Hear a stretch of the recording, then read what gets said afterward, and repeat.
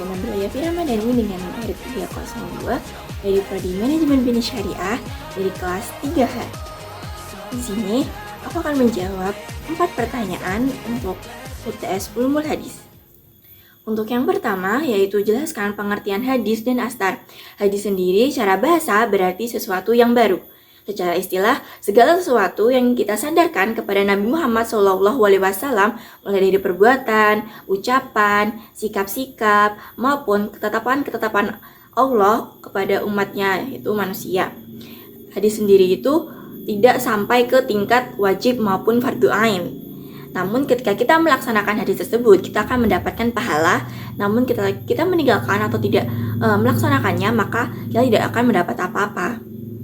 Selain itu, astar sendiri secara bahasa berarti sisa. Nah, secara istilah merupakan segala sesuatu yang kita sandarkan kepada sahabat maupun tabi'in, entah itu dari perbuatan maupun dari ucapannya. Kedua hal tersebut memiliki kesamaan, yaitu merupakan segala sesuatu yang disandarkan kepada nabi, sahabat, ataupun tabi'in, mulai dari perbuatan, ucapan, sikap, maupun ketetapan-ketetapan Allah. Perbedaannya yaitu ketika hadis itu hanya disandarkan kepada Nabi Muhammad SAW, dengan astar disandarkan kepada sahabat maupun tabi'in. Soal nomor 2, sebutkan dan jelaskan fungsi hadis. Hadis terhadap Al-Quran berfungsi untuk menjelaskan makna kandungan dalam Al-Quran seperti hukum yang tidak dapat dijalankan ketika kita tidak mendapatkan penjelasannya secara rinci dari hadis. Terdapat 4 fungsi hadis. Yang pertama ada bayan takri, merupakan penjelasan yang didatangkan dari hadis sebagai penguat terhadap hukum-hukum yang ada di dalam Al-Quran, mulai dari masalah global maupun masalah yang terperinci, seperti zakat, puasa, haji, dan lain-lain, yang sesuai dengan apa yang ada di dalam Al-Quran tersebut. Yang kedua ada bayan tasrik, merupakan penjelasan atau menetapkan hukum-hukum atau aturan yang tidak didapati kejelasannya di dalam Al-Quran. Contohnya seperti larangan berpoligami kepada seorang wanita dan bibinya. Yang ketiga ada bayan nasakh, berfungsi sebagai menjelaskan, mengganti, atau menghapuskan hukum yang ada dalam Al-Quran, dikarenakan hukum atau ketetapan dari hadis serasa lebih sesuai dengan kondisi saat ini. Contohnya seperti larangan memberi wasiat kepada ahli waris. Yang keempat ada bayan tafsir, berfungsi menjelaskan, merincikan, memperluas ayat-ayat Al-Quran yang bersifat global maupun samar. Hal ini memberi penjelasan lebih lanjut mengenai maksud dari ayat-ayat Al-Quran, seperti tata cara sholat. Soal yang ketiga yaitu jelaskan secara singkat mengenai pengumpulan atau kodifikasi hadis. Kodifikasi atau tadwin hadis merupakan pengumpulan, pencatatan, serta pembukuan hadis.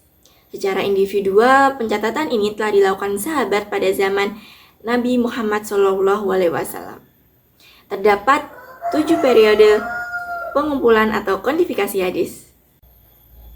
Yang pertama, periode hadis pada masa Nabi Muhammad SAW. Pada masa itu merupakan masa pembentukan serta penerimaan hadis.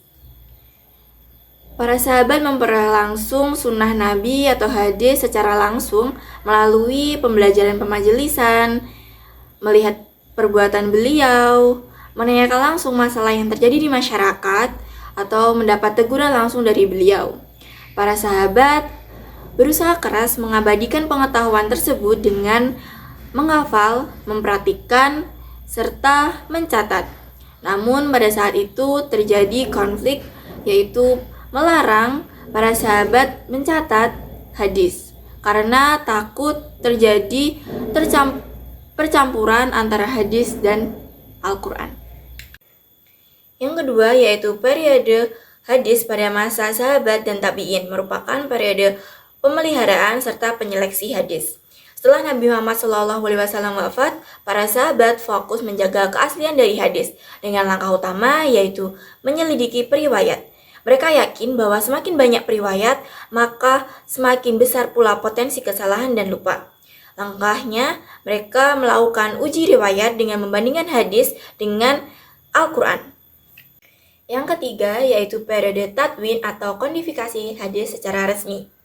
Kodifikasi hadis secara resmi dimulai akhir abad pertama atau awal abad kedua yang diprakasai oleh Khalifah Umar bin Abdul Aziz. Hal yang mendorong terjadinya kodifikasi ini ialah kekhawatiran akan hilangnya hadis karena wafatnya para ulama, serta maraknya hadis palsu karena pertentangan politik. Dalam penyusunan hadis atau kodifikasi hadis pada masa ini masih bersifat himpunan atau pemeliharaan, sehingga masih tercampur antara hadis dengan pendapat sahabat maupun tabi'in. Yang keempat, yaitu periode tahsis hadis atau seleksi dan pemurnian, di mana periode ini dimulai di akhir abad kedua hingga pertengahan abad keempat, di mana para muhaddisin berinisiatif membukukan hadis secara sistematis dan efektif, yang bertujuan menyusun kitab yang hanya bersumber dari Nabi Muhammad SAW. Terdapat dua penyusunan kitab. Yang pertama yaitu tersusun sesuai dengan urutan sahabat, dan yang kedua kitab disusun sesuai dengan bab fikih.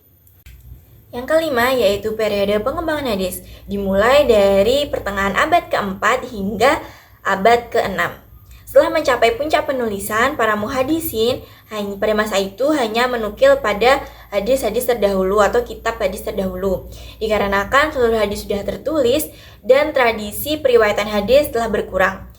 Maka pada masa ini pengembangan hadis bertujuan atau berfokus pada pengembangan variasi dan perluasan corak kodifikasi hadis. Yang keenam yaitu periode pembahasan dan penghimpunan. Pada periode ini dimulai sejak abad ke-8 hingga saat ini dengan memberikan penjelasan serta komentar-komentar terhadap kitab-kitab hadis terdahulu, dan dilakukannya penghimpunan hadis dalam satu kitab yang sesuai dengan tema, serta menelusuri sumber atau kualitas dari suatu riwayat dengan disesuaikan dengan kebutuhan saat ini. Yang ketujuh yaitu periode digitalisasi hadis. Dampak kemajuan teknologi pada saat ini juga mempengaruhi hadis, di mana sekarang umat muslim lebih mudah dalam mempelajari hadis, karena hadis sekarang sudah ada dalam bentuk digital, yaitu berupa file maupun software, atau di web-web tertentu yang memudahkan umat muslim dalam mempelajari hadis. Contohnya seperti di Hadis ID, kayak cuman buka, terus kalian bisa mencari hadis apa yang ingin dicari, kalian bisa mempelajarinya dari situ. Dan sebenarnya hadis digital ini tetap sama dengan hadis secara fisik, hanya bentuknya saja yang berbeda, menyesuaikan dengan kondisi saat ini, yaitu kemajuan teknologi. Soal yang keempat, apa itu hadis mutawatir dan hadis ahad? Mutawatir secara bahasa yaitu datang beriringan antara satu dengan yang lainnya tanpa adanya perselangan. Dapat dikatakan mutawatir berfungsi secara terus-menerus atau berturut-turut tanpa ada yang mencela dan menghalangi.